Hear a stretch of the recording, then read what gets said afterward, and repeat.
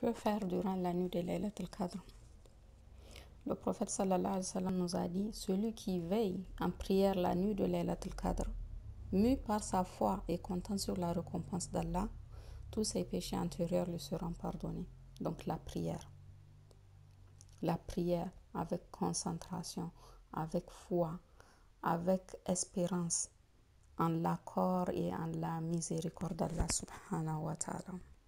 La deuxième chose qu'on peut faire, c'est la lecture du Coran, mais pas n'importe quelle lecture. La lecture en méditant sur les sens et les implications du Coran. C'est ça qui est important. C'est pas seulement de lire et passer. Non, on réfléchit, on se concentre sur ce qu'implique ce Coran-là. Parce que ça entraîne quoi? La proximité avec Allah subhanahu wa ta'ala. La troisième chose qu'on peut faire durant cette nuit-là, c'est le dhikr, le rappel intime d'Allah subhanahu wa ta'ala, à travers les formules que le prophète sallallahu alayhi wa sallam nous a enseignées. Subhanallah, Alhamdulillah, Allahu Akbar, La ilaha illallah, La hawla wa la quwwata illa billah, le istighfar, Astaghfirullah wa atubu ilayh, La ilaha illallah, wahdahu la sharika lahu, lahul mulk wa lahul hamd wa huwa ala kulli shay'in qadir. Faire de l'aumône durant cette nuit bénie. Essayez au moins le minimum, suivant ce qu'on peut, c'est de faire rompre un jeûneur. Déjà, n'importe quelle nuit de Ramadan, si tu fais rompre un jeûneur, tu as la récompense de son jeûne sans qu'on lui enlève quoi que ce soit à son jeûne à lui. A fortiori pendant la nuit de Laylat al-Qadr, puisque Laylat al-Qadr va commencer au coucher du soleil, au moment de rompre. Donc si tu fais rompre quelqu'un, tu as la récompense de son jeûne, mais compter pendant plus de 83 ans. Et faire une aumône. Faire une aumône ou lier le lien de parenté. Appeler quelqu'un que tu n'as pas appelé depuis longtemps, quelqu'un qui est proche de toi. Demander pardon à tes parents ou à tes enfants ou à tes amis à qui tu as fait tort. Pendant cette nuit-là, c'est une nuit bénie, c'est le moment de profiter et de lier aussi le lien de parenté avec les proches. Pendant cette nuit, c'est le moment des courses, donc les invocations. Allah a dit: demande-moi pardon et je te pardonnerai. Répands-toi et j'accepte ton repentir. Implore mon soutien et je te soutiendrai. Demande-moi d'effacer tous tes péchés et je les effacerai. Invoque-moi et j'exaucerai tous tes vœux. C'est le moment, c'est le supermarché. Y a-t-il une invocation spécifique pour Laylat al-Qadr? Oui. Aïcha radiallahu anha nous a informé qu'elle avait demandé au prophète sallallahu alayhi wa sallam: Ya Rasulallah, si je savais que c'était Laylat al-Qadr, que dois-je dire durant cette nuit? Et le prophète sallallahu alayhi wa sallam lui a dit: dis, ô Seigneur, tu es le tout pardonnant et tu aimes le pardon, alors pardonne-moi. Allahumma innaka afuwun tuhibbul afwa fa'fu anni. Allahumma innaka afuwun tuhibbul afwa fa'fu anni. Oh Allah, ô Seigneur Allah, c'est toi le pardonnant, le tout pardonnant. Al-Afou. Tu aimes le pardon, tu aimes pardonner, alors pardonne-moi. C'est ça. Allahumma innaka afuwun tuhibbul afwa fa'fu anni. C'est l'invocation phare de ces 10 dernières nuits. Et de tout Ramadan d'ailleurs, mais particulièrement de ces 10 dernières nuits. Parce que c'est quoi Al-Afwa? Al-Afwa est différent de Maghfira. La dernière fois, nous avons parlé de Maghfira, du fait que c'est comme si c'était une protection pour éviter de refaire les péchés, mais aussi une protection contre le feu de l'enfer. Mais quand Allah t'accorde la Maghfira par rapport à un péché que tu faisais, ce péché-là, il a été inscrit dans ton livre, il restera inscrit. Mais Allah, il met que il te pardonne ce péché dans le livre. Alors que Al-Afwa, la particularité, c'est que si Allah il te pardonne ce péché-là, ton péché, à travers Al-Afwa, il l'efface de ton livre comme si tu l'avais jamais fait. Donc, Al-Afwa est beaucoup, beaucoup plus puissant que Al-Maghfira. Et quand le prophète sallallahu alayhi wa sallam t'a dit Man kama laylatul qadr imanan wa ihtisaban ghufira lahu ma taqaddama min dhanbihi. Donc, si c'est Al-Afwa qu'Allah t'a accordé pour cette nuit de Laylatul Qadr, en fait, tous tes péchés vont être effacés. C'est pas pardonné. Parce que celui à qui les péchés vont être pardonnés, le jour dernier, Allah il va l'approcher, il va lui dire oh, un tel, tu te rappelles tel jour tu as fait ça, tel jour tu as fait ça, tel jour tu as fait ça. Je t'ai caché aux yeux du monde, dans le bas monde, et aujourd'hui je te les pardonne. Mais on va te les rappeler. Le temps de rappel là, toi tu es en train de réfléchir, mais qu'est-ce qui va se passer avec moi? Certainement qu'on va me prendre, on va me jeter dans l'enfer.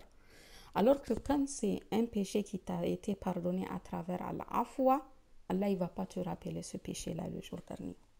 Il a fait Afwa, il l'a effacé comme si tu l'avais jamais fait. Donc même le jour dernier, il ne va pas te rappeler ce péché. Donc nous avons dit que Laylatul Qadr, c'est la nuit où seront honorés ceux qui vont adorer Allah subhanahu wa ta'ala durant cette nuit-là. C'est la nuit de la bénédiction puisque seront présents les anges et parmi eux le meilleur d'entre eux, Jibril alayhi salatu wa salam. C'est la nuit où Allah il accorde le pardon à ceux qui l'auront adoré durant cette nuit-là. C'est la nuit où toutes les invocations seront exaucées. C'est la nuit du décret. C'est la nuit où Allah il décrétera ce qui va se passer pour chaque être humain durant l'année suivante. C'est la nuit de la paix. Cette nuit-là surviendra durant les nuits impaires. On doit la chercher durant les 10 dernières nuits de Ramadan.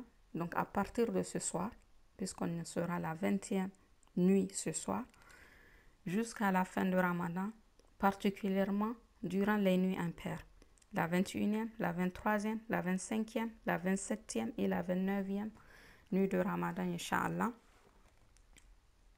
Il y a des savants qui ont dit que c'était la 27e nuit. Wallahu a'lam. En tout état de cause, il y a une sagesse derrière le fait qu'on n'a pas un texte clair qui nous indique quelle est cette nuit-là. Pourquoi? C'est pour nous inciter à augmenter nos bonnes œuvres, à les multiplier durant toutes ces 10 dernières nuits. Parce que de toute façon, toutes ces 10 dernières nuits sont les 10 nuits les plus importantes de l'année, puisqu'Allah il a juré par ces 10 dernières nuits. Wal Fajr wa layalin ashr. Et Allah il ne jure que par ce qui est important. Donc les 10 dernières nuits sont importantes. Il y a une sagesse derrière le fait qu'on ne sait pas quelle est exactement la nuit de Laylatul Qadr. Le fait qu'on ne le sait pas, ça fait que celui qui veut vraiment, qui espère vraiment en Allah, il va se donner le temps, les 10 dernières nuits, de faire des adorations et de se rapprocher encore plus d'Allah. C'est ça qu'Allah il veut, qu'on se rapproche encore plus de lui, qu'on fasse nos efforts. Et là, il va faire la différence entre les croyants sincères et sérieux et les autres. Parce que celui qui est sincère et qui est sérieux, qui sait que ce n'est que 10 nuits sur 360 nuits que Allah lui a accordé pour dormir, il n'a que 10 nuits pour adorer Allah. Et on ne t'a pas dit de ne pas dormir cette nuit-là, non, on t'a dit de faire le maximum d'efforts. Donc, il va faire la différence entre les croyants sérieux et sincères et les autres durant cette nuit-là. Et c'est une sagesse qui se répète à plusieurs niveaux. On a vu le hadith où le prophète sallallahu alayhi wa sallam avait dit qu'Allah il a 99 noms, 100 moins 1, celui qui les énumère entre au paradis. Et parmi ces 99 noms-là, on a dit que Allah il a un nom sublime par lequel si on lui demande, il donne, et si on l'invoque, il répond. Et il n'a pas précisé quel est ce nom-là. C'est juste un effort de la part des savants, mais Allah n'a pas précisé quel est ce nom. Le prophète sallallahu alayhi wa sallam ne l'a pas précisé. Pourquoi? Pour qu'on utilise tous les autres noms. Pour qu'on utilise tous les autres noms et qu'on adore mieux Allah. Le prophète sallallahu alayhi wa sallam nous a aussi dit que dans la journée du vendredi, il y a une heure durant laquelle les invocations sont acceptées. Mais il ne nous a pas précisé laquelle heure. C'est pour qu'on multiplie nos efforts durant la journée du vendredi. En tout état de cause, le fait de multiplier nos efforts n'est que à notre avantage à nous. Donc, multiplions nos efforts durant les 10 dernières nuits, particulièrement les nuits impaires, Inch'Allah, pour que nous coïncidions avec Laylatul Qadr. La nuit du destin, la nuit où on va opérer un changement dans notre destin. Ce sera maintenant à nous de choisir ce que sera notre destin pour l'année à venir. C'est à nous de choisir, parce que c'est à nous d'œuvrer. Y a-t-il une manifestation particulière la nuit de Laylatul Qadr, comme des signes physiques ou métaphysiques? Non, pas particulièrement. Seulement la nuit de Laylatul Qadr, les portes du ciel vont s'ouvrir et les anges vont descendre. Mais nous, c'est des êtres qui sont invisibles à nos yeux. Donc, le seul signe que un compagnon du prophète sallallahu alayhi wa sallam a rapporté, c'est que le soleil se lève le matin, brillant mais sans rayon. Donc, quand il y a eu la nuit de Laylatul Qadr, le lendemain matin, le soleil se lève, il sera brillant, mais il n'y aura pas de rayon. Wallahu a'lam. C'est pas ça le plus important. On sait que Laylatul Qadr sera durant les 10 dernières nuits, particulièrement les nuits impaires. Et l'essentiel, c'est d'avoir œuvré et de savoir que nous, on a envoyé nos œuvres et nos supplications à Allah subhanahu wa ta'ala durant toutes ces nuits-là et pour ne pas la manquer, Laylatul Qadr. Que peut-on faire durant Laylatul Qadr si on a les menstrues ou les lochis pour les femmes? Ce qu'on peut faire, c'est tout ce qu'on a dit là, sauf la prière. On peut tout faire. La lecture du Coran, le dhikr, on peut faire l'aumône, on peut des invocations. Donc, on peut tout faire à part prier, Inch'Allah. Et le dhikr, nous avons dit que c'est le rappel d'Allah à travers le fait de répéter les évocations que le prophète sallallahu alayhi wa sallam nous a appris. Subhanallah, Alhamdulillah, Allahu Akbar, La ilaha illallah, La hawla wa la quwwata illa billah. لا إله إلا الله وحده لا شريك له له الملك وله الحمد وهو على كل شيء قدير أستغفر الله وأتوب إليه. Et multiplier aussi le salat ala nabi parce que c'est une ouverture pour nos invocations, Inch'Allah. Allahumma salli ala Muhammad wa ala ali Muhammad kama sallaita ala Ibrahim wa ala ali Ibrahim innaka hamidun majid. Allahumma barik ala Muhammad وعلى آل محمد كما باركت على إبراهيم وعلى آل إبراهيم إنك حميد مجيد. Inch'Allah, ça c'est des invocations à multiplier le nombre de fois qu'on peut avec concentration et réflexion. C'est pas jusqu'à ce que toi-même tu ne sais pas ce que tu es en train de dire. Non, non, non. Prends le temps de faire un seul bon subhanallah en réfléchissant que tu es en train de glorifier et de purifier Allah de tout manquement.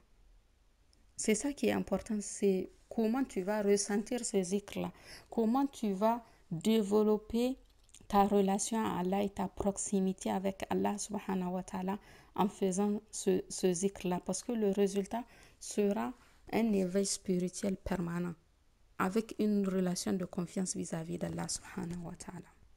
Et surtout, répétez pendant toutes ces 10 dernières nuits l'invocation Allahumma innaka afuun tuhibbul afwa fa'fu anni. Essayez de l'apprendre, Inch'Allah, en arabe. Si on ne peut pas en arabe, on peut la faire dans toutes les langues, puisqu'Allah il comprend toutes les langues. Mais le mieux, c'est d'essayer de se conformer à l'exemple du prophète sallallahu alayhi wa sallam.